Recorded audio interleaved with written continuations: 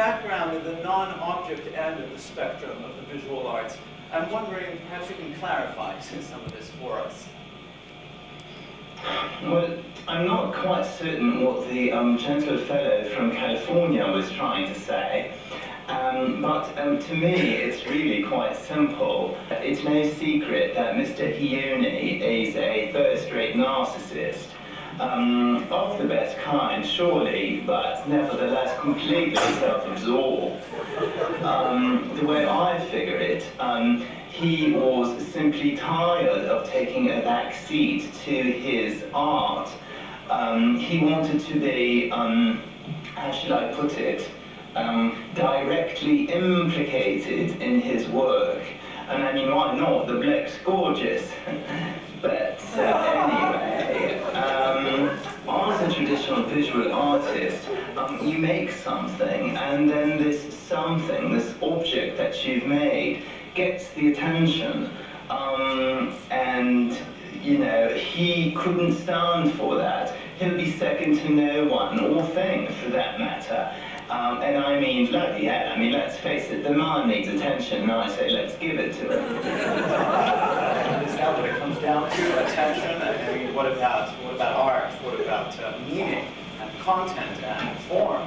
The point is, why try to infuse and codify an object with signs and symbols and readings when you yourself are that very object? Filled with all of those things, brimming with content and certainly form. Well, some of it is form than others, admittedly, but nevertheless, you are the very thing from which these things emanate.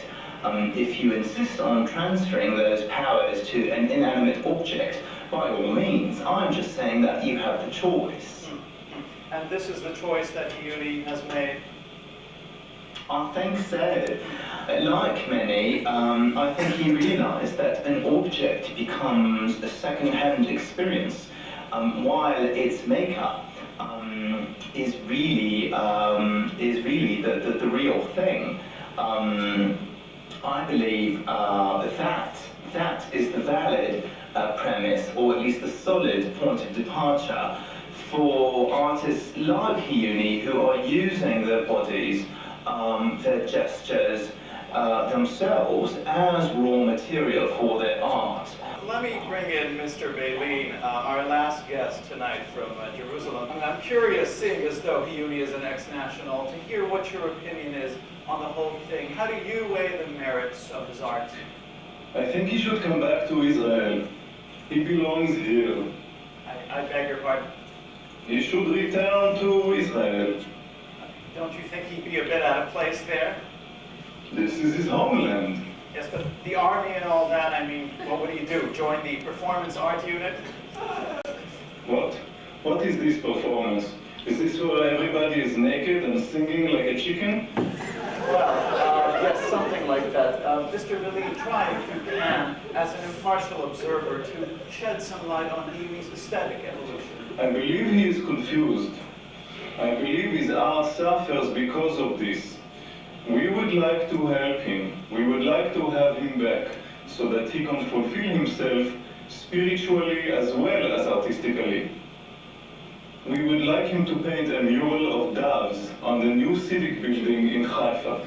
That would be good. Well, Mr. Baleen, thank you. I'll make sure he's made aware of that.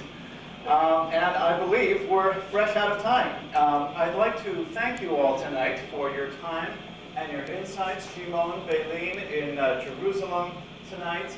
Good night. Good night. Nigel Rose in London. Good night. Good night. Otto Van Otto. Good night. Gaston in Ardley Green. Good night. And finally, Joel Greenberg in New York tonight. Good night. Thank you. Good night, Mr. Greenberg. Well, there you have it, folks. A variety of perspectives on the life and work, both in progress, of Dahn Hiuni. Thank you all at home for watching. And remember, if you want to be an artist, you can. Just make sure that you are special and that you have something important to say. Good night.